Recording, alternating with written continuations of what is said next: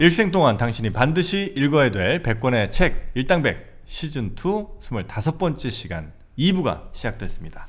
자, 저희가 25번째 책은 세계사를 한눈에 꿰뚫을 수 있는 세계사 쓴 사람이 누구라고요? 곰브리치. 예, 곰브리치의 세계사 저희가 읽고 있습니다. 1부에서는 고대 고대 이집트 요 정도까지 저희가 살펴봤고요.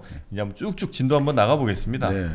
바로 이제 뭐 그 이후에 결국은 서양 문명의 적자라고 한다면 결국 그리스를 볼 수가 있겠죠. 뭐 우리가 그리스는 예전에 오디세이아라든지 여러 가지 이야기할 때 좀 했습니다만 결국 뭐 트로이 전쟁이 기원전 1250년 정도 일어났잖아요. 뭐 참 이게 참 오래된 거죠. 그리스 같은 경우는 그때 우리 뭐 오디세이아에 봤습니다만 결국 해양 민족이잖아요. 근데 해양 민족이라는 게 뭐 페니케인들처럼 장사를 하고 교역을 하는 게 아니라 약탈하는 민족들이죠. 그냥 가서 해적질하는 거죠. 솔직히 말하면. 그러니까 이 해적질을 하니까 이 사람들 자체가 해적질을 하니까 사고방식이 유연해야 되잖아요. 바다가 어떤 변화가 일어날지 모르고 또 만나는 적이 어떤 적일지 모르니까 항상 그때 맞게 임경변을 잘해야 되는 거죠. 그러니까 그런 임경변을 해야 되니까 변화를 받아들이는데 익숙하단 말이죠. 그리고 이게 똑같은 거를 별로 안 좋아하는 거죠. 특히 아테네 해군역이라든지 바다로 뛰어나가는 이쪽 동네들은 뭔가 똑같고 이런 걸 싫어하고 계속해서 뭔가 변화하고 낯설게 달라지고 이런 것들을 좋아하고 또 어떤 뭔가 전통을 믿고 따르기보다는 내 주관적 결단이 중요한 거죠. 그래 내가 결정하는 거야. 내가 나서는 거야. 이런 것들을 되게 중요시하고 그것들을 좀 우러러 본다는 거죠. 그러니까 이집트라든지 이런 쪽에 전통을 숭배하고 이런 전통은 좀 다르다는 거죠. 그러니까 그런 식으로 이제 이 사람들은 특히 하여튼 지금의 상태가 좋다라는 것에 동의하지 않는다는 거죠. 항상 뭔가 새로운 거. 정영진 씨 약간 이 사고 방식 아닌가요? 그리스를 또 특히 좋아하시고. 맞습니다. 그쵸. 워낙 조르바도 좋아했고요. 그리스형 인간이네. 똑같은 거 반복되는 걸 너무 못 견딥니다. 같은 집에 1년 이상 살지는 못해요. 똑같은 환경 싫어하고. 이게 바로 이제 결국 그게 이제 그리스 영웅들의 무기가 바로 그런 변화를 받아들이는 거죠. 여기 소제목이 영웅들의 무기인데 제가 보면 그 변화를 받아들이고 변화에 능동적으로 변화를 오히려 선도해 가는 것들 이게 바로 그 지중해 바로 그리스인들이 초기에 패권을 잡았던 주요한 비결이 아닌가 이런 생각이 듭니다. 자, 그리스. 그리스는 요 정도 되면 됩니다. 그리고 나서 이제 그리스가 이제 이렇게 뭐 바다에서 해적질하고 잘 놀고 있을 때 대제국이 하나 만들어지는 거죠. 스파르타는 그리스 쪽이죠. 스파르타하고 300의 싸움을 했던 나라가 있죠. 페르시아가 이제 더 힘을 키우고 나가는 거죠. 페르시아도 뭐 예전에 우리 헤로도토스 역사에 잠시 다뤘는지 모르겠습니다만 그 페르시아도 뭐 재미있는 게 많은데 결국 페르시아도 아주 작은 나라였단 말이죠. 그래서 작은 나라였는데 거기는 이제 메소포타미아 문명권이었던 거죠. 뭐 그 넓게 보면 그렇게 볼 수 있는 거죠. 그래서 이제 리디아 이쪽에 아주 옆에 작은 나라고 뭐 맨날 이제 인질로 잡혀가는 나라였는데 거기서 결국 인물이 나오는 거죠. 키루스라는 사람이 딱 튀어나와가지고 이 페르시아를 통일하고 그리고 그 힘을 가지고 이제 뻗쳐나가는 거죠. 그래서 키루스가 이제 메디아를 점령하고 리디아를 점령하고 저 이제 계속해서 점령해 나서 이집트까지 가는데 결국 이집트는 결국 아들 캄비세스가 이집트를 정복하고 이제 파라오를 폐위시키는 거죠. 그래서 뭐 그때 제가 한번 캄비세스하고 퍼산메니투스 왕이라고 이집트 왕을 그 이제 모욕을 주는 거죠. 자기 자식들 입에 재갈을 물려가지고 사형장에 끌고 가고 딸들은 하녀 옷을 입혀가지고 물동이를 지게 하는데 그렇게 눈물 안 흘리던 사람이 자기 이제 궁정에 한 번씩 놀러 왔던 어릿광대가 지나가니까 눈물을 막 펑펑 운다 이거죠. 아니 너는 너희 자식하고 딸들은 그렇게 지금 비참한 운명이 채는데 안 운 애가 왜 무슨 어릿광대가 이제 지나가는데 눈물을 터뜨리냐니까 아들과 딸의 저 비참한 운명은 내가 울기에는 너무나 울 수가 없을 만큼 이거는 너무나 슬프고 적어도 저 이제 친구 어릿광대 친구의 저런 뭔가 지금 늙어가지고 신세가 쇠락하게 된 거에 대해서는 내가 울 수 있다고 생각한다. 뭐 이런 식으로 이제 설명해가지고 어쨌든 또 풀어줬다. 뭐 이런 이야기가 나오는데. 그래요? 나도 굳이 그걸 이제 몽테뉴가 마음을 움직일 만한 포인트가 어디였던 거지? 하여튼 뭐 그걸 가지고 나중에 이제 몽테뉴하고 발트 벤자민이 아주 또 재밌게 이제 그걸 가지고 하긴 합니다만 어쨌든 뭐 캄비세스가 그걸 통일을 하고 그런 다음에 이제 마지막 남은 동네가 어디냐? 이 페르시아가 지금 힘을 막 저 북쪽에 스키타이 쪽도 가고 그래서 물론 키루스가 그 여왕에게 죽게 됩니다만 그 북쪽도 가죠. 뭐 다 동서남북을 다 갔는데 딱 한 간 못 간 쪽이 이제 결국 서쪽에 그리스를 이제 남은 거예요. 그리스가 남은 거죠. 네. 그래서 이제 결국은 크세르크세스. 그렇죠. 본래는 다리우스, 크세르크스의 아버지 다리우스부터 시작을 하는 거죠. 다리우스부터 합니다. 근데 다리우스가 2번이나 침공을 했는데 실패하고 크세르크세스가 3번째 가는 거죠. 네. 근데 결국 뭐 아시다시피 영화 302편도 나오고 계속 나왔습니다만 결국 다 실패하게 되는 거죠. 네. 다 실패하게 되고 우리가 유명한 전투는 뭐 아시잖아요. 마라톤 평원 전투가 있었고 네. 살라미스 해전이 있었고 그 300 같은 경우가 이제 뭐 보면 이제 테르모필레 전투도 나오고 하는데 이 전쟁에서 아테네가 결국 주도권을 발휘하게 된 거거든요. 사실 그리스는 스파르타가 힘이 셌단 말이죠. 네네. 전통적으로 이제 펠로폰네소스 반도라고 그리스 본토 쪽에 좀 더 주도권이 바로 스파르타였단 말이죠. 네. 그 스파르타의 대표하는 바로 그 본토를 대표하는 영웅이 헤라클레스예요. 그리고 이제 아테네 사람들, 아테네를 대표하는 영웅은 테세우스란 말이에요. 테세우스. 네. 페르세포네, 그 미노타우루스, 네. 그 크레타 섬에 가서 그 미노타우루스를 죽인 영웅. 네. 그런 식으로 이게 묘하게 대비가 돼요. 미로. 미로 찾아가고 실타래 들고 하잖아요. 네. 그 아리아드네가 실을 뭉치를 주는 거예요. 네. 근데 버리죠. 또 되고 나면 그렇게 하는데 그러니까 그 사람들이 결국은 뭐 이렇게 아테네와 스파르타가 전통의 어떤 이 강자인데 변화가 오게 된 거죠. 변화가 오게 되니까 스파르타 입장에서는 전쟁하고 나서 이인자였던 아테네가 델로스 동맹을 주도하면서 계속 성장하니까 안 되겠다 해가지고 결국 넘버 1과 넘버 2가 올라갈 땐 결국 싸움이 벌어진다. 네. 그게 바로 이제 우리 말하는 투키디데스 슈렉이라고 하는 거죠. 바로 여기서 나온 거죠. 투키디데스의 역설이라는 게 여기서 나온 거죠. 뭐? 이게 이제 그 앞서가는 그러니까 네. 패권을 가진 나라에 네. 지금 요즘 기준으로는 GDP 40%까지인가 따라오면 맞나요? 대충 그때 뭐 그런 그랬던 이야기가 것 같은데요. 나왔습니다. 그러니까 그래서 이제 중국의 GDP가 네. 미국의 40%까지 따라올 때는 반드시 네. 그 패권국인 미국이 중국을 한번 어떻게든 누를 수밖에 없다. 만약에 못 누르면 네. 역전당한다. 역전당한다. 뭐 이런 얘기였던 것 같습니다. 네. 그러니까 요 시작이 바로 여기 바로 그 법칙 이름이 뭐라고요? 투키디데스의 출랩이라고 하고 투키디데스의 덫 함정 뭐 이런 말을 쓰긴 하는데 너무 어렵다 이름이. 네. 결국 이제 아테네 사람들이 좀 더 변화에 적극적인 거죠. 네. 아테네는 1년이 멀다 하고 뭔가 계속 지도자도 갈아치워야 돼요. 아무리 아테네를 위해서 현신적인 역할을 했던 장군 테미스토클레스라고 이 장군이 결국 그 페르시아로부터 아테네를 구했거든요. 네. 장군도 쫓아내버려요. 그 테미스토클레스는 나중에 어디로 가냐면 페르시아로 기순을 합니다. 일종의. 거기로 투항을 하는 거예요. 네. 페르시아에 가서 여생을 마치게 되고 그만큼 뭐냐면 이 사람들은 너무 한 명한테 이 사람이 아무리 정치를 잘하고 힘이 세더라도 잘하더라도 이 사람한테 힘이 멀어지면 독재자가 된다. 네. 그럼 우리 자유를 위협한다. 안 돼. 무조건 추방해. 이게 전통이 강한 거예요. 그러니까 이런 것들 속에서 결국은 문학이 발전하고 사상이 발전하고 건축이 발전하고 과학 막 이런 어마어마하게 이제 흔히 말하는 황금 시대가 열리게 됩니다. 네네네. 불과 몇십 년 만에 이 아테네가 전 당시 지중해 세계에서 최고 가는 혁신 도시가 되는 거예요. 그러니까 이게 정말 또 물론 이게 그리스 아테네 시민만의 몫은 아니고 페리클레스라는 아주 위대한 지도자가 있어가지고 이 변화를 끌어냈습니다만 정말 위대한 지도자 한 명이 나타나면 30년 만에 나라가 완전히 바뀌어버리거든요. 그게 이제 보여주고 있는 게 바로 아테네 황금 시대죠. 네. 지금 말하는 우리 아테네의 정말 그 호화찬란한 유적들 전부 이 시대에 만들어진 거거든요. 이 건축이라든지 이런 것들. 무슨 신전이니 뭐 이런 거. 네, 판테온 신전 같은 거. 아테논 신전. 그게 전부 이런 식이라는 거죠. 네. 참 근데 이제 스파르타 아테네가 라이벌인데 네. 그렇다고 서로 완전히 뭐 원수냐 그런 건 아니고 공통의 결합 요소가 있단 말이죠. 종교와 스포츠. 제우스 신 이걸 숭상하니까 네네. 제우스 축전을 할 때 스포츠를 하는 거죠. 네. 그게 바로 우리 올림픽이 시작되는 네. 거죠. 그러니까 올림픽은 사실 지금 꽤 오래됐습니다. 이게 거의 올림픽이 기원전 776년. 그러니까 지금부터 2700년 전부터 시작됐다고. 2800년 전부터 시작됐다고. 그걸 가지고 이제 이 사람들은 적어도 같은 우리는 그릭 뭐 이런 뭔가 헬라스다라는 동질감을 느꼈던 거죠. 네. 그릭이면 우리 또 요거트인데. 그릭 요거트. 그렇죠. 뭐 그렇죠. 네.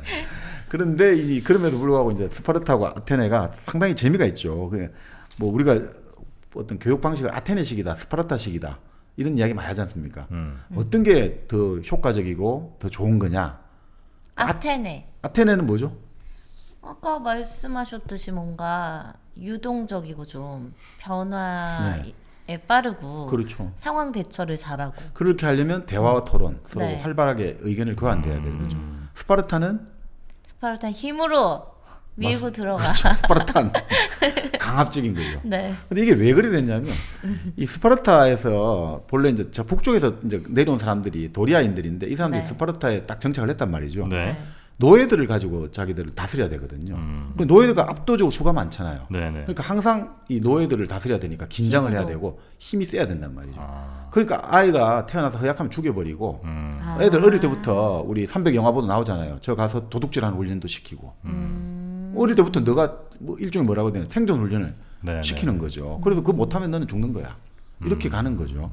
그리고 이 사람들은 한 번씩 이유도 없이 애들 때리고 이런 거 하는 거예요. 왜냐하면 이유 없이 맞는 것도 경험해봐야 된다. 그렇게 해야지 인생이라는 건 본래 이유 없이 맞을 수도 있고 그 고통에 익숙해져야 된다. 고통에 익숙해져야 네. 된다. 그러니까 이유 없이 맞는 거예요. 많이 익숙해졌진 않아. 이유 없이 많이 맞았어 진짜. 아, 우리가 스파르타식이었네. 우리 중고등학교 때. 그러니까 여기에 핵심 목표는 뭐냐면 용맹하게 죽는다는 것에 생애 목표가 있다는 거예요. 죽는 것이 생애 목표가. 멋지게 죽어야 된다. 이 어느 나라하고 좀 비슷하지 않습니까? 어느 나라? 일본 아니에요? 일본하고 비슷하지. 할복을 잘해야지 네. 인생을 잘 산 거다. 아니, 죽는 것에 이거를 좋아한단 말이죠. 의미를 준단 말이죠. 그렇네요. 그러니까 이 사람들은 어떻게 보면 자연이에요. 자연 그대로예요. 자연은 아까 배려하지 않고 가혹한 조건 속에서 무조건 경쟁해서 이기게 되고 너보다 힘 약한 애들은 도태시켜야 된다. 이게 바로 어떻게 보면 스파르타 방식이죠. 네네네. 저는 그러니까 이게 최근에 우리 사회가 최근에 이제 어떤 아파트 경비원분이 목숨을 스스로 끊은 사건도 보면 네. 이게 결국 왜 제가 요즘 그 생각이 든 거예요. 그 사건 보면서 왜 공자가 2500년 전에 그 흔히 말하는 장유유서 유교에서 왜 그걸 강조했느냐 이 생각이 좀 드는 거예요. 나이가 들면 퇴출되는 것이 자연세계 법칙이거든요. 그쵸. 힘이 약해지니. 우리 모비딕에서 늙은 고래는 어떻게 됩니까? 그냥 떠나야 되는 거예요. 무리에서 홀로 이제 고립돼 가지고 결국 혼자 슬슬 살아야 되고 또 뭐 그 사자 떼 있지 않습니까? 네. 사자가 프라이드라고 그 사자 네. 떼들을 프라이드라고 부르는데 그 프라이드에서 결국은 어떻게 됩니까? 늙고 힘 빠진 수사자는 퇴출돼가 혼자 가는 거예요. 이게 자연세계 법칙이거든요. 그렇기 때문에 공자는 장유유서 계속 어른들 나이 든 노인을 공경하고 이게 제가 보기에는 이거는 자연의 법칙대로 가면 이건 약육강식이 돼버리기 때문에 네. 인간의 세계는 적어도 아까 말씀드린 그 뭔가 나이 들고 약한 사람들을 돌봐주는 것이 문명의 1번이다 이거죠. 그러니까 네네. 이 스파르타 같은 경우가 결국은 자연에 아주 충실한 거죠. 자연의 법칙에 네. 충실한. 근데 아테네 같은 경우는 죽는 것보다 더 어려운 게 뭐냐 이거죠. 사는 것이 더 어렵다 이거죠. 산다는 게 죽는 것보다 더 어려운 거다. 그러니까 아테네 사람들은 이 죽고 이런 것보다는 죽은 후에도 그러니까 사라지지 않는 의미 있는 삶을 살아야겠다. 그러니까 뭔가를 남겨야 되는 삶을 살아야 된다 이거죠. 뭔가를 남겨야 된다. 똑똑했네. 그런가요? 근데 그 전사의 무사의 문화에서 남기는 게 힘들잖아요. 현재를 살아가는 거고. 네. 우리 그 아저씨에 보면 나는 지금 내일이 없어 뭐 그런 나오잖아요. 원빈이. 나는 현재만 사는 놈이 제일 무서운 놈이야. 현재만 살고 아테네 사람들은 생각을 한대. 의미 있게 사는 게 더 뭔가 가치가 있고 보람이 있다. 그러니까 이 사람은 근데 왜 그렇게 생각했냐면 여기 노예가 별로 없단 말이죠. 아테네는요? 아니, 물론 뭐 노예가 없는 건 아니죠. 당연히 아테네 경제도 노예로 기반하지만 기본적으로 그렇게 강압을 하고 이 사람들 두려워할 만큼의 그런 노예가는 존재하지 않고 자유로운 시민들이 이 아테네를 같이 지키는 귀족과 평민들이 시민으로 지키는 네. 이게 있단 말이죠. 그러니까 이 사람들은 직접 민주주의를 하고 그걸 통해 가지고 어떻게 합니까? 우리가 모두가 이제 같이 정치를 참여한다 이거죠. 그러려니까 이제 말을 잘해야 되고 그렇죠. 설득을 해야 되잖아요. 폴리스에서 민회를 여는데 내가 힘세다고 내 마음대로 할 수 없단 말이죠. 거긴 다 우리 모두가 이제 같이 동등한 시민으로서 여기 왔다. 그러면 그때는 설득을 해야 되니까 대화와 토론, 이성, 과학, 논정 이런 게 발전한단 말이죠. 그런 것들이 결국은 이 사람들에게 또 우리가 생각하는 좀 어떻게 보면 아주 좀 과할 만큼의 막 서로의 어떤 상호 토론 속에서 과열돼 뭐 이지공격까지 나올 수도 있습니다만 근본적으로는 이건 주먹 갖고 하는 게 아니다 이거죠. 그것들이 이제 아테네 우리가 말하는 아테네 방식 아닌가. 그러니까 이 차이가 결국은 계속해서 이게 인간 어떤 역사에서는 계속 네. 이게 왔다 갔다 하는 것 같습니다. 이게 한쪽이 좋다 나쁘다가 아니라 어떨 때는 아테네 방식이 좀 더 압도적일 때가 있고 네네네. 어떤 때는 스파르타 방식이 우위를 잡을 때도 있고 네. 이런 식으로 결국 왔다 갔다 하면서 이제 가는 거 아니냐 이런 생각이 듭니다. 네. 하긴 뭐 지금의 시대가 뭐 예를 들면 논리와 이성의 시대라고 우린 지금 네. 막 열심히 생각하고는 있지만 이게 이제 큰 역사의 시계를 좀 이렇게 네. 크게 보면 네. 아주 짧은 시대일 거 아니에요. 우리도. 그렇습니다. 한 네. 1000년, 2000년 지나서 보면 그렇죠. 아주 뭐 정말 몇십 년, 몇백 년 아주 짧은 네. 시간에 잠깐 네. 반짝했던 그런 사상일 수도 네, 있겠네요. 네. 지금 우리가 믿고 있는 이런 것들이. 네. 그렇지만 또 우리가 이제 그런 것도 있겠죠. 그러니까 변화하는 게 있고, 근데 이제 역사를 쭉 이제 또 몇천 년을 살피다 보면 그럼에도 불구하고 또 하나의 어떤 확대되는 흐름들이 있거든요. 계속해서 그 흐름은 불가역적인 방향이 있단 말이죠. 네. 그러니까 우리가 흔히 생각하는 게 뭐냐면 근대가 들어올 때 18세기부터 시작된 게 뭐냐, 결국은 하나의 어떤 관용이라는 것들. 네. 유럽에서 나중에 뭐 이야기 좀 드리겠습니다. 종교 전쟁 거치고 맨날 그 좁은 땅에서 서로 생각 다르다고, 하느님 믿는 거 생각 다르다고 서로 죽고 죽이고 하다 보니까 자 이제 그 종교에 대한 생각 다른 건 서로 인정하자. 관용을 서로 베풀자. 그 관용이라는 것들, 똘레랑스라는 이런 말들이 나오는 것들이 네. 내가 이제 더 이상 너가 내하고 생각이 다르다 하지만 나는 너가 다른 생각을 가질 자유를 내가 보장해 주겠다 서로.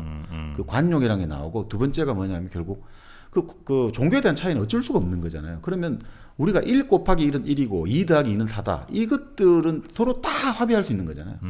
그건 뭐 어떤 사람이든 합의할 수 있잖아요. 네. 그거의 바탕에서 우리가 이 사회를 만들어 나가자. 이성에 의해서 바로 과학적, 수학적 이성을 가지고 서로가 설득할 수 있는 그런 근거를 더 크게 키워 나가자. 그게 이제 과학이고. 그리고 세 번째가 뭐냐면 결국은 인도주의적인 거죠. 우리는 인간으로 휴머니즘. 사람은 고문을 하면 안 되고 사람은 그 사형을 한다든지 이런 식으로 사람은 목적으로 대우해줘야 된다라는 생각들.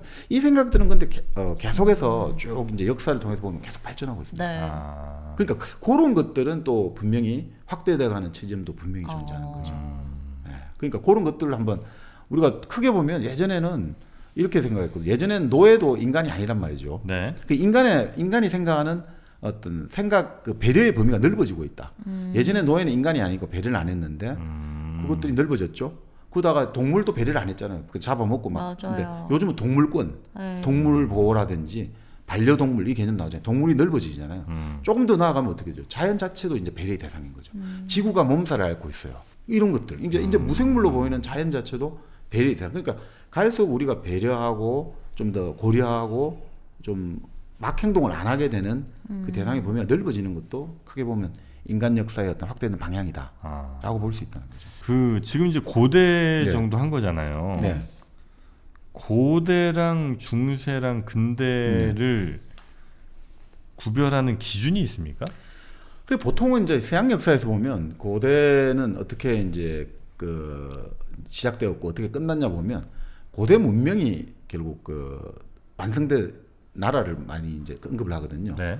고대 왕국이라고 보죠. 고대 이집트 뭐 왕국을. 이런데? 근데 그거보다는 이제 그러니까 그게 이제 개념에 따라 좀 다르긴 한데 네. 흔히 말하는 이제 고대 문명, 네. 그거는 고대 문명으로 보통 보고 우리가 말하는 중세 이전, 중세 이전의 그 사회에서 그 가장 완성된 나라 같은 경우, 서양 같은 경우는 로마고 중국 같은 경우는 한 나라, 한 제국을 보죠. 네. 일방이 만든 한 제국. 그거를 이제 고대로 보고요. 거기까지가 고대예요. 그걸 고대로 보고 로마 시대까지. 로마의 멸망을 사실은 중세 시작을 봅니다. 기원 이제 서기 476년 이제 서로마가 멸망하잖아요. 네. 요때부터를 중세로 들어갔다고 봅니다. 그러니까 로마라는 것들이 기본적으로 이 고대 사회 요거를 상징하고 있고 그 고대가 깨어지고 중세로 들어가는 것들이 예. 그 이유가 있나요? 아니면 그냥 대충 그 정도 시기에서 한번 좀 끊어주고 싶어서 그러는 거예요? 아, 그게 이제 이런 거죠. 그러니까 결국은 여러 가지 경제적으로 볼 수 있고 여러 가지 정치 문화적으로 볼 수가 있는데 문화적으로 사회 이제 경제 정신 문화적으로 보자면 중세 사회라는 것들은 결국 이제 기독교가 통치의 가장 핵심적인 기독교. 기반이 되는 예. 그것들이 기존에 이게 정치 권력과 좀 달라지죠. 진짜 그거는 완전 유럽 중심주의네. 네, 그렇죠. 다른 뭐 예를 들면 아시아 같은 데는 기독교랑 전혀 무관하니까. 그렇죠, 네, 그렇죠. 네, 네. 여기 뭐 중세 고대 나누기도 애매하겠네요. 그러니까 이제 보통 이게 유럽 중심의 책에서는 이제 서양을 기준으로 보다 보면 그렇게 하는 거죠. 고대와 중세는 그렇게 로마의 멸망부터 시작해서 이제 그 중세가 시작되는 기독교의 전성기, 그러니까 기독교가 헤게모니 완전히 가진 시점부터 네. 중세, 그렇죠. 유럽의 기준으로 그렇죠.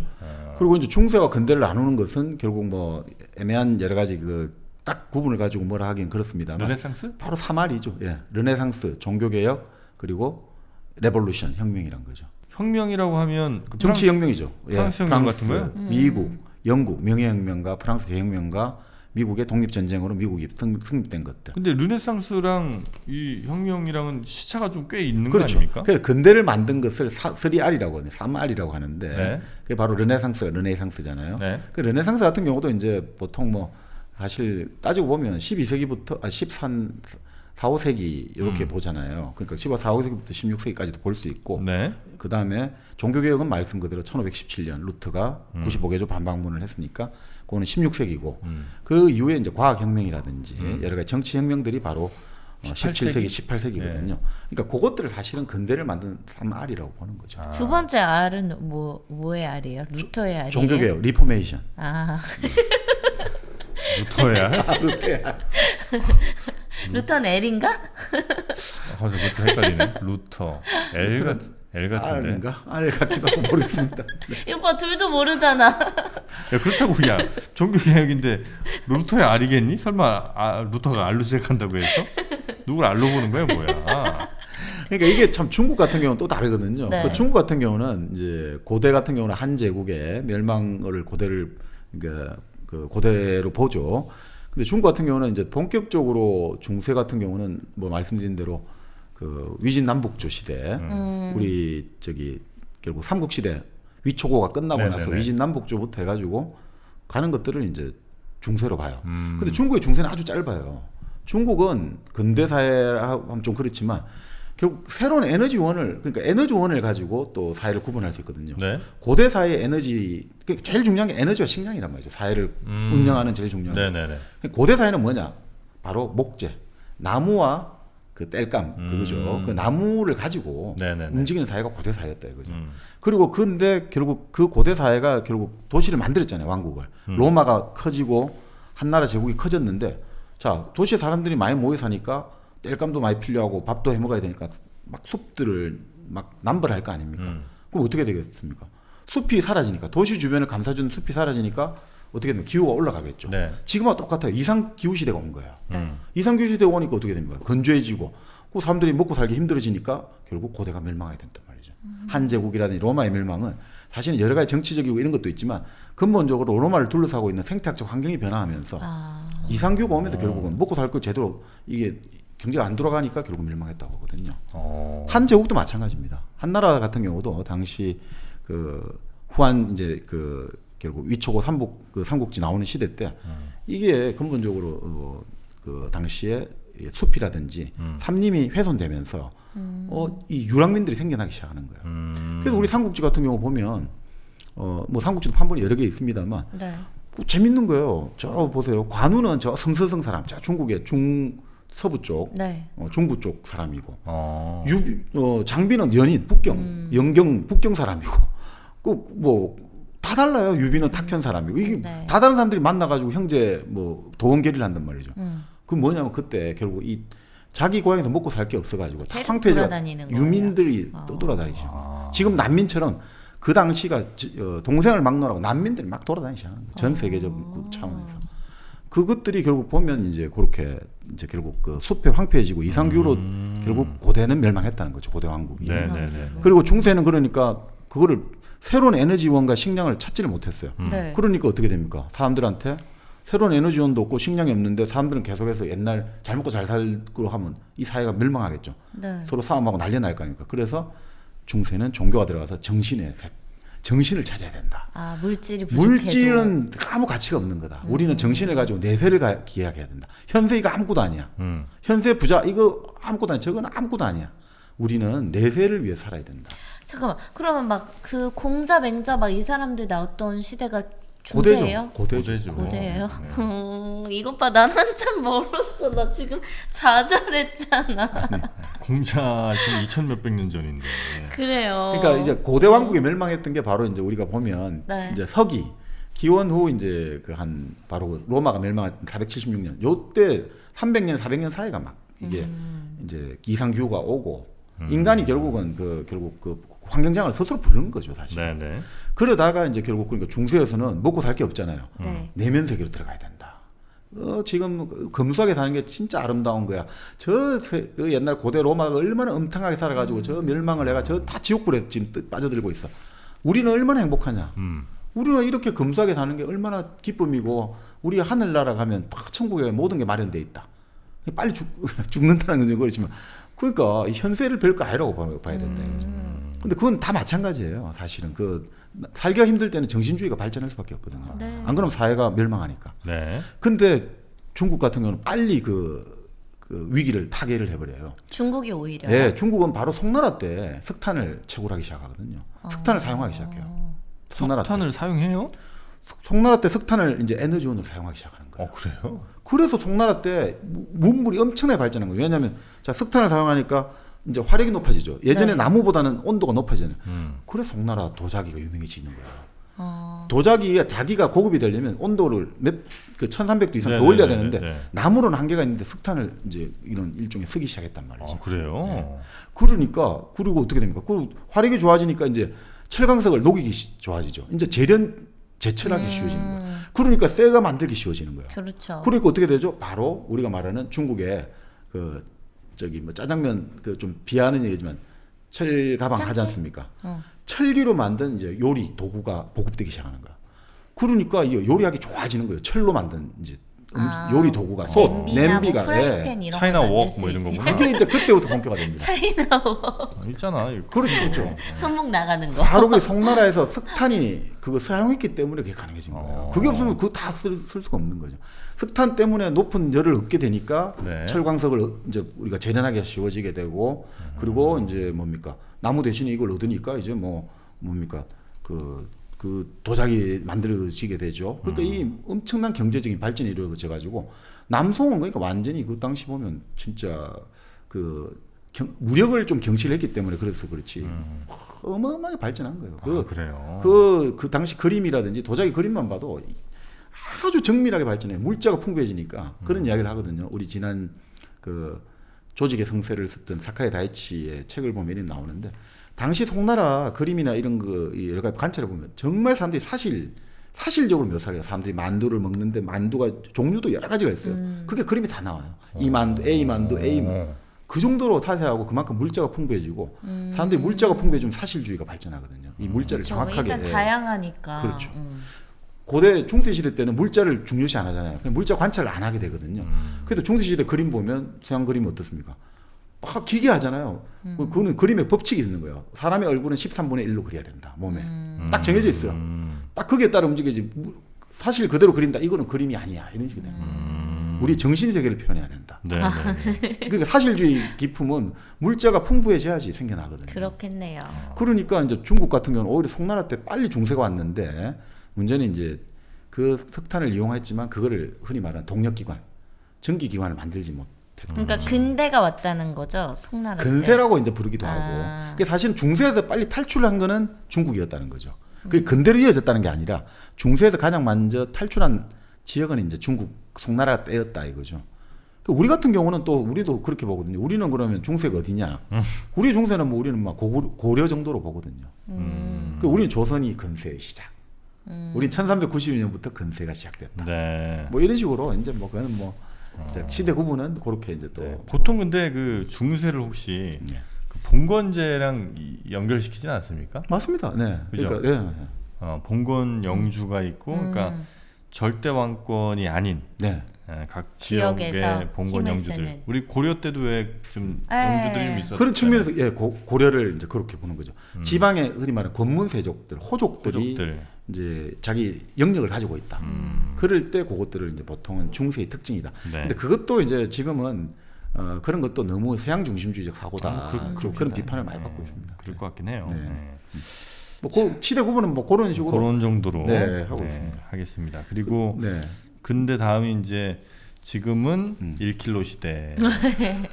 현대는 1kg 시대. 네, 1kg 시대. 네. 1kg 시대의 혜택을 아직도 못 받아보신 분 계시다면 지금이라도 늦지 않았습니다.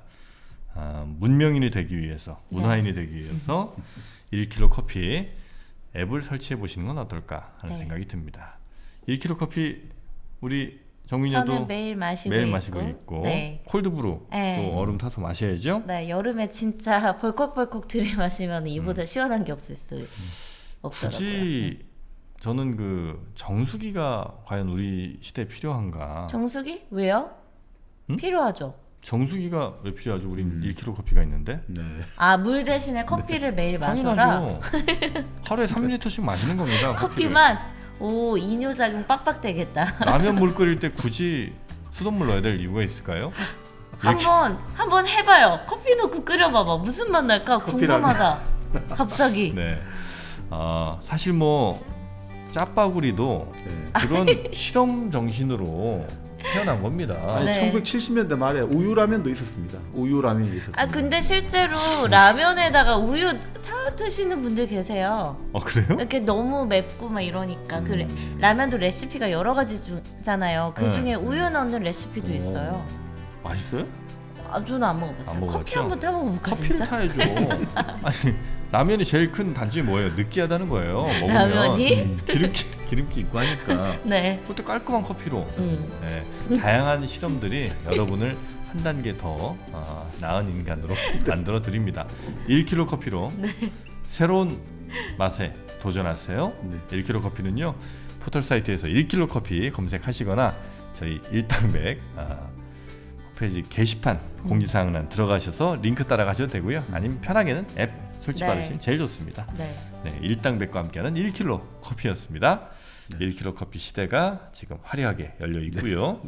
자, 시대 구분은 이 정도로 그러면 하고 아까 저희가 그리스 끝났죠. 네. 로마 얘기를 이제 보통 이제 서양 세계사 얘기하면은 로마 얘기를 하잖아요. 네.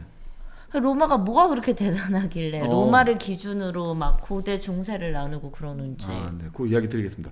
고전에 앞서가지고 이 책에는 다 설명은 드릴 수 없습니다만 인도와 중국 이야기도 좀 나오고 있습니다. 그래요? 네, 중국 이야기 나오고 있는데 그건 뭐 나중에 다른 기회에 우리가 동양사를 차라리 한번 할 때 하는 걸로 하고. 사실 뭐 이제 그 바로 로마 전에 앞서가지고 또 유명한 사람이 한 명 나오죠. 알렉산드로스. 알렉산더. 네, 알렉산더가 나와가지고 사실 이 그리스가 마지막으로 한번 뭐 물론 이제 북부 마케도니아 사람입니다만 지금 그리스 영역이니까 그 그리스를 통일하고 그 힘을 가지고 결국 세계 인도까지 갔죠. 대제국을 건설하는 거죠. 그래서 이제 결국 그런 것들이 결국 뭐 우리가 흔히 말하는 헬레니즘 해가지고 동서가 융합되는 사상을 만들어내고 헬레니즘. 그렇죠. 그리고 그런 한번 일단 알렉산드로스가 대제국을 건설했기 때문에 이것이 결국 뒤에 나오는 나라나 민족들에게 큰 자극을 준 거죠. 할 수 있다는 것들. 사람은 결국 과거를 우리가 공부하는 이유는 과거에도 이런 어려운 환경 속에서 뭘 해냈구나라는 걸 우리가 공부하게 되면 우리도 할 수 있다라는 자신을 가지거든요. 그 실제로 인간은 아무것도 안 한 것은 할 수가 없어요. 근데 누군가가 뭘 해냈다 하면 자극을 받아 할 수 있거든요. 그게 인간이란 말이죠. 그보다 조금 더 할 수도 있겠죠. 그러니까 실제로 그 당시 미국에서 2차 세계 대전 때 그 바로 그 핵폭탄 제조 계획을 계속 추진하고 있을 때 그 독일에 가장 우리가 뭐라고 해야 될까요? 독일에 가장 가면 안 되는 1급 정보가 뭐였냐? 독일 쪽에 흘러가면 안 되는 1급 정보가 뭐냐면 있잖아요. 무슨 구체적인 이 계획이 아니고 딱 이거였대요. 우리가 이걸 할 수 있다는 것들, 우리가 지금 이거 잘 될 수 있다는 것들, 이것이 흘러가면 안 된다는 거예요. 무조건 계속 나가는 이거 해봤는데 안 될 것 같아. 너무 돈이 많이 들어 계속 실패하고 있어. 이렇게 가야지. 만약에 우리가 지금 하고 있다 그러면 독일 과학자들도 만들어낸다는 거예요. 네. 미국이 만들어냈는데 우리가 못 만들어낸다는 거예요. 이게 참 신기한 건데 사람은 해답이 있다고 생각하면 반드시 답을 찾아낸다는 거예요. 해답이 있다고 생각하면 미국도 못해, 뭐 그렇죠. 소련도 못하는데 이러면 안 되는 건가 보다 이렇게 생각할 수 있는데. 그렇죠. 해답이 있다면 그러니까 미국에서 지금 예를 들어 1급 정보 자체가 그 사실이구나. 코로나19 백신이 미국에서 지금 만들어냈다고 하면 여기도 만들어내는 거예요. 어떤 나라도 만들어내는 거예요. 네네네. 그 참 묘한데 그렇습니다. 그럼 우리도 구독자 100만이 갈 수 있다. 가자. 가자. 가자 빨리 좀 이제. 좀 가자. 네. 여러분한테 드린 말씀입니다. 여러분 이게 웃을 일이 아니에요. 좀 심각하게 받아들여 주시기 바랍니다. 자, 그렇죠. 근데 사실 알렉산드로스가 그런 대제국을 건설한 것도 하나 있지만 네. 결국 알렉산드로스 사후에 그리고 알렉산드로스가 여러 이제 그 헬레니즘 문화를 낳게 만든 온상이 되면서 온상이라는 게 좀 나쁜 말이면 그 하나였던 그 근원이 되면서 그 결국은 그리스가 결국은 알렉산드로스 사후에 그리스는 몰락했을지 모릅니다만 결국 그리스 교양이 살아남았다는 거예요. 그리스의 사상과 문화와 철학과 예술이 살아남아 가지고 그게 결국 알렉산드리아라는 도시, 이집트의 알렉산드로스 이름을 따서 알렉산드리아 도시가 지금도 있거든요. 네. 그 항구 도시에 도서관이 있었는데 그 도서관에 70만 권의 두루마리가 있었다거든요. 그게 결국은 그리스가 지금 문화의 원료가 됐던 비결인 거죠. 아, 그렇구나. 힘이 아니라 하드 파워가 아니라 소프트 파워가. 그게 결국은 그리스가 지금도 서양 문화의 원료로 살아남는 이유가 바로 교양의 힘이다 이렇게 볼 수 있는 거죠. 알렉산드리아의 그 등대 있지 않습니까? 네 맞습니다. 등대가 있어요. 네네. 그것도 불가사의 중에 하나로 들어가든가요?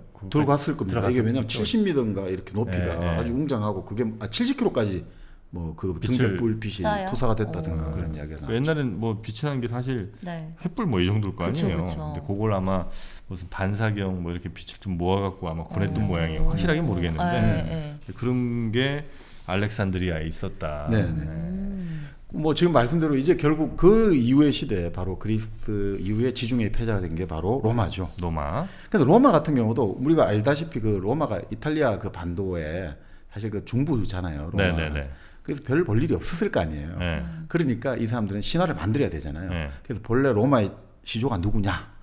트로이 전쟁을 하던 와중에 그 트로이에 그 헥토르에 버금가는 장수 아이네아스가라는 장수가 있었다. 아이에나스. 그 아이네이아스라는 뭐 그 바로 그 시도 있지만 아이네아스라는 장수가 있는데 네. 엄마가 누구냐면 바로 아프로디테였던 거죠. 신의 아들이다 이거죠. 엄마와 이제 인간 그 영웅 사이에서 낳은 아들이 바로 아이네이스인데 이 아이네아스가 이제 또 이탈리아로 왔다 이거죠. 그 트로이에 도망을 쳐가지고 지중해 여러 곳을 도망온 방황하다가 지역이 바로 로마역이다. 그렇죠. 그래서 본래는 카르다고 지역에 여왕 네. 디도가 자기 나랑 여기서 살자, 우리 아름답게 살자고 했는데 꿈에서 이제 결국 또 신탁을 받은 거죠. 네네. 너가 머물 곳은 여기가 아니다. 그래서 결국은 디도의 그 구애의 손길을 뿌리치고 떠나게 되고 그 디도는 결국 그 자기 사랑을 받아주지 않는 아이네아스를 향해서 저주를 하죠. 아니죠. 자기가 화형을 당하죠. 스스로 자기 불길 속으로 뛰어드는 거죠. 네. 이루어지지 못한 사랑을 그 자기 한탄하면서 불길 속으로 뛰어드는 거죠. 그 아이네아스가 탁 바다에서 배에서 그 항구를 바라보니까 불길이 치솟고 있고 거기에 사랑하는 자기 디도 여왕이 목숨을 끊고 있더라. 이런 이제 참 베르길리우스가 그런 시를 잘 썼습니다만 바로 그 이제 그렇게 해야지 좀 좋잖아요. 우리는 바로 신의 자손들이다. 그렇게 해서 이제 아이네아스가 로마에 정착을 하게 됐고 이런 게 좀 그런 것 같아요. 항상 그 영웅들이 우리 주몽도 부여해서 나오게 되죠. 그 다음에 온조, 비류, 백제도 그렇게 나오게 되죠. 뭔가 하여튼 새로운 나라 만들 때 우리가 뭔가 처음부터 뭔가 만들었다기보다 우리가 고귀한 왕손이고 신의 자손인데 우리가 참 쫓겨났다. 어떤 하다 보니까 우리가 도피를 하게 돼가지고 만드는 게 이 나라고 우리는 본래는 항상 신의 자손들이야. 뭐 이런 네네. 것들이 좀 있는 것 같습니다. 그 로물루스랑 그거는 레무스인가 그거? 네, 그건 다른 신화예요. 아니죠. 바로 그 아이네아스의 후손이 로물루스와 레무스다. 이렇게 그래요? 되는 거죠. 네. 바로 그렇게 연결되는 겁니다. 그 이제 늑대가 키운. 네. 맞습니다. 늑대이셨어. 근데 여기도 살벌하죠. 그러니까 온조 비류하고 똑같아요. 온조 백제 비류 백제에서는 형인 비류가 미추홀로 도읍을 정했다가 뭐 도읍에 물도 안 좋고 짜고 이래가지고 결국 온조가 사는 위례성으로 와가지고 뭐 했다는데 그게도 그 신화를 읽어보면 뭔가 폭력이 은폐돼 있어요. 그러니까 뭔가 형제간에 큰 갈등이 일어나지 않았냐. 그래서 그랬겠죠. 결국 온조가 동생이 형을 이겼는데 막 그걸 좋은 말로 풀이한 거 아니냐. 이런 거 같고 여기도 어떻게 됐냐면 결국 여기는 뭐 적나라하게 나와요. 로물루스하고 레무스가 결국 그래서 성벽을 쌓지 않습니까? 근데 레무스가 좀 뭐라 하니까 로물루스가 형인 로물루스가 레무스 동생을 단칼에 찔러 죽여버려요. 그러고 나서 이제 탁 자기가 내가 이제 왕이 되는 그렇죠. 거예요. 그게 로마가 나온 거죠. 로물루스 이름을 따가지고. 네네네. 근데 이 로물루스가 결국은 그러니까 이 건국이라는 게 뭐냐 내전의 형태를 반드시 거쳤다는 거죠. 그러니까 한 나라가 만들어지는 것은 내전을 거친다. 뭐 그렇겠네요. 근데 근대도 그렇습니다. 미국도 결국은 남북 전쟁, 내전을 거쳤죠.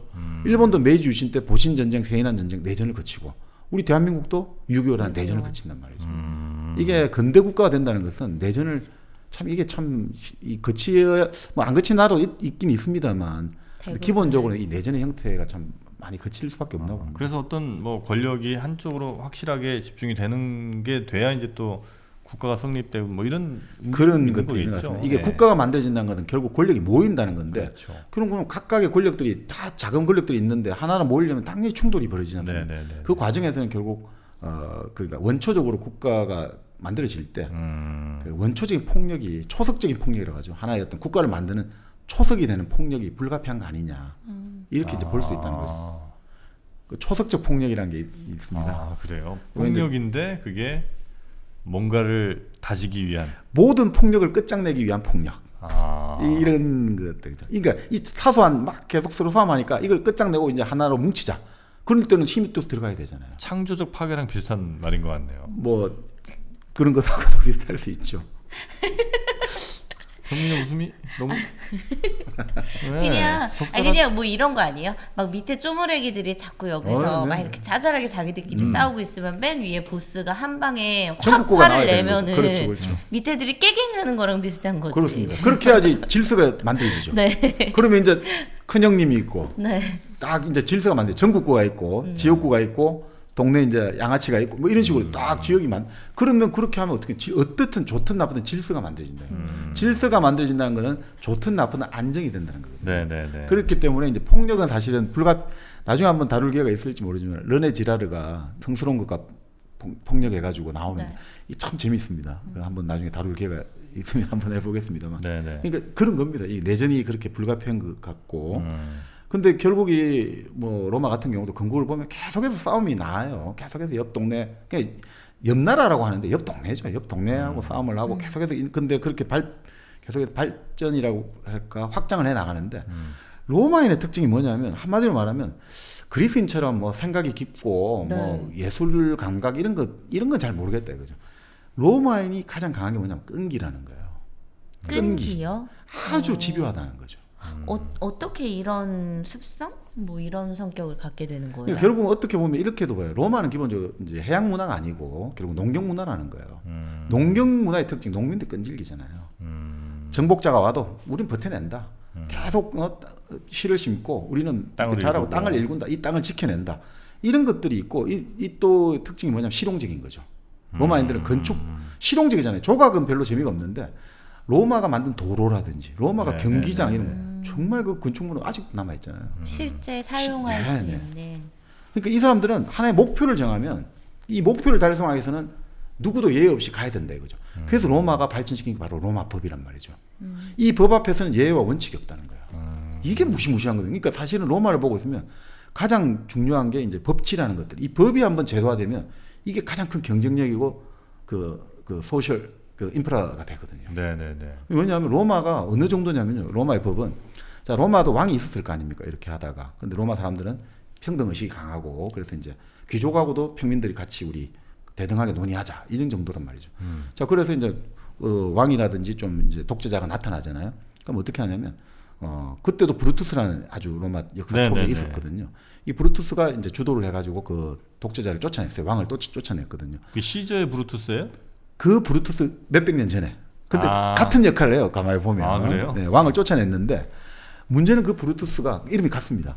성이 같습니다. 근데 이 브루투스가 어떻게 됐냐면 자기 아들 둘이 있는데 이 아들 둘이 왕정 복고 왕을 다시 모셔오는 업무에 가담을 하게 된 거예요.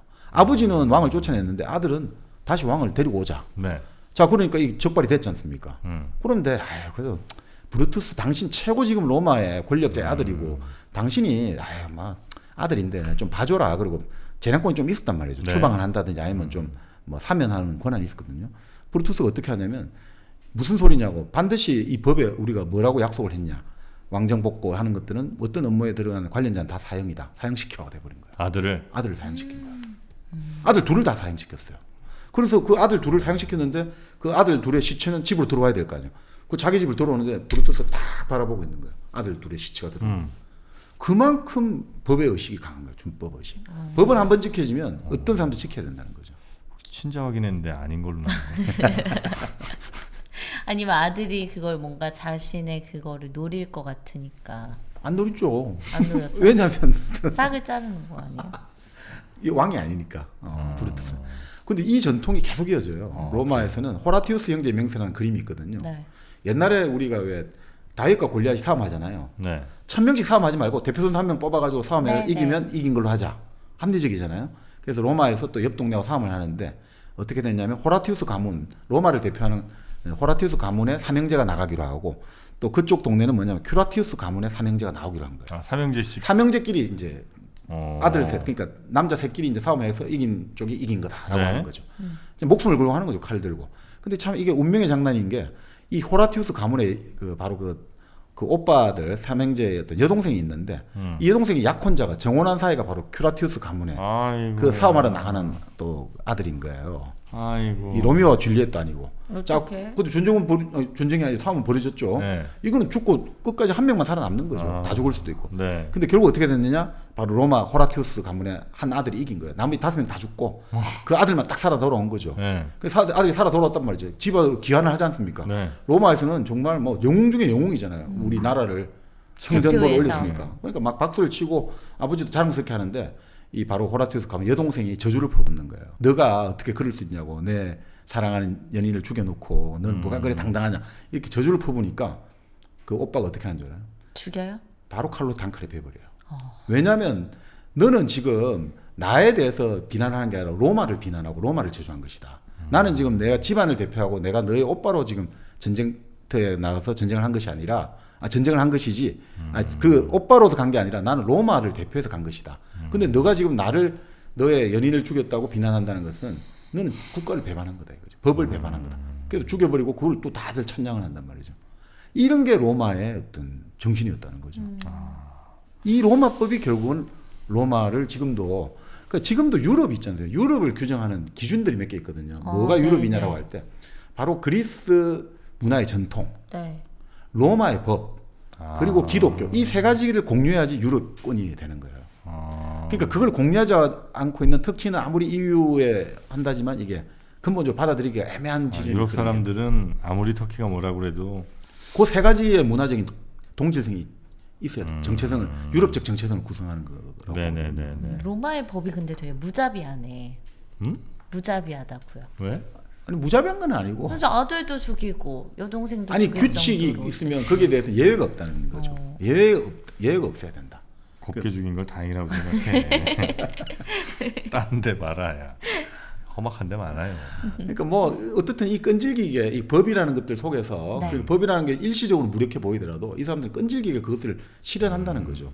그러니까 우리가 어떤 지도자 한 명이 아니라 우리가 법제화라는 게 그래서 이게 중요하다는 게 로마에 나온 거예요. 설령 최고 권력자의 뭐 아무리 가까운 사람이라 할지라도 네. 그 법 앞에서는 그 누구도 네. 예외 없다. 그렇기 때문에 로마가 사실 우리가 사실 로마를 그거 하지만 로마가 476년에 서로마가 멸망했잖아요. 네. 그런데 로마를 이은 동로마는 언제 멸망했냐면요. 1543년, 1453년에 멸망해요. 1000년을 더 가요? 그러니까 이게 로마 역사는 몇 년이면 그러면 기원전 776년에 뭐 이거 벌써 기원 776년 아니지만 기원전 하여튼 우리가 거의 역사에 보면 거의 한 2000년 가까이 갔다고 볼 수가 있는 거죠. 네네. 거의 2000년 가까이. 그러니까 이게 이렇게 장구이 간다는 거는 쉬운 게 아니거든요. 서로마만 해도 거의 뭐 한 7, 800년을 갔고 동로마는 1453년에 멸망했거든요. 네네네. 동로마 멸망. 이거 어마어마한 거죠, 사실은. 근데 그렇게 오래 갈 수 있었던 이유는 네. 아마도 그 사회적 인프라라고 할 수 있는 네. 법. 법. 네. 법이 얼마나 사람들에게 신뢰를 갖고 또 잘 지켜지는가가 그 사회를 유지시키는 굉장히 중요한. 예, 뭐 프랜시스 후쿠야마라는 그 일본에서 미국에서 활동하는 일본계 그 국제 정치학자 그런 이야기 했잖아요. 신뢰 자본이라는 거, 트러스트라는 것들. 이게 자본의 가장 중요한 사실 요소란 말이에요. 네네네. 왜냐하면 신뢰가 없기 때문에 우리가 계속해서 계약서를 2번, 3번 쓰고 신뢰가 내 말이 내 법이다. 내 말을 무조건 지킨다면 그런 비용이 다 줄어들잖아요. 시간도 줄어들죠. 뭐 변호사들한테 갈 돈도 줄어들고 다 되는데 우리가 그게 신뢰가 서로 안 되니까 계약을 하면서 중간에 누군가가 보정을 해야 되고 단서 조항 달고. 그렇죠. 등기소에 가서 등기를 해야 네. 되고 그런 게 다 있어야 되거든요. 그러니까 신뢰가 돼 있으면 그 비용이 엄청나게 줄어드니까 사회가 발전할 수 있죠. 네네네. 그러니까 로마는 결국 그런 것들 속에서 발전했고 결국 로마의 가장 강력한 라이벌이 카르타고였는데 상업을 도시고 근데 결국 그 카르타고를 뭐 한니발 장군 들어보셨죠? 카르타고의 한니발이 코끼리 타고 알프 산맥을 넘어서 로마를 뭐 진격을 했지만 결국은 로마가 조금씩 계속해서 끈질기게 이 인내하는 전투로 결국 이겨낸 거죠. 그래서 결국 로마가 카르타고에 이기고 나서 그리스로 진격한 다음에 그리스 네. 예술품들을 다 또 로마로 싹 다 가지고 왔죠. 아 그렇습니까? 네. 보니까 오늘 로마만 해도 한 5시간은 해도 사실은 그러니까 저희가 쉽지 2시간에 네. 세계사를 정리해 드린다고 했는데 조금 무리였던 것 같습니다. 지금 2부도 거의 뭐 1시간 가까이 돼가고 있는 상황에서 네. 아직 중세를 제대로 들어가지를 못했어요. 중세 근데 짧게 하고 어떻게 정리 가능할까요? 아니면 어떻게 할까요? 이게 좀 뭐 그냥 하는 거면 뭐 세계사를 한 좀 더 해도 되고요. 아니면 여기서 조금 3, 4편 이렇게 뭐 그래 해서 가도 그것도 한번 나쁘지 세계사는 않을 한번 것 같아요. 네, 지금 저희가 분위기를 보니까요. 처음 약속드렸던 2시간에 여러분께 세계사를 한눈에 알게 하겠다는 저희 내가 욕심이 불가능하다고 했잖아요. 매우 좀 건방졌다는 것을 인정하게 됐습니다. 지금 현재 저희는 진도가 네. 중세까지? 중세도 아직 못 왔어요. 로마까지 온 네. 거니까. 그러면 저희가 네. 중세와 근대도 한번 저희가 정리할 필요가 분명히 좀 있단 말이죠. 여러분의 댓글을 좀 보면서 저희가 중세와 근대를 다음 시간에 좀 이어서 한번 쭉 정리해보는 시간을 가질지 해야 돼요. 안 그러면 수학 집합처럼 된단 말이야 이게 지금. 그렇지. 매년 집합은 다 배우는데 내가 그래서 그리스 이것까지만 또 세계사를 좀 잘 알고 그 뒤로부터는 정리가 진짜 안 된단 말이에요. 그래 그럼 뭐 우리 정민이를 위해서라도 네. 남은 중세와 근대 워낙 또 저희가 관심 있을 만한 분야긴 하니까 네. 그러면 여러분이 허락하신다면 세계사 한번 정리해보는 시간을 다음 시간까지 한번 이어서 가져보도록 하겠습니다. 그렇게 하시죠. 네. 자 그러면 오늘은 여기까지만 하고요. 다음 시간에 누구라고요? 이 책 쓴 사람이? 곰브리치. 곰브리치 세계사 오랜만에 2주에 걸쳐 한번 또 소개를 해드리도록 하겠습니다. 저희는 다음 주에 뵙겠습니다. 오늘 대단히 고맙습니다. 감사합니다. 고맙습니다.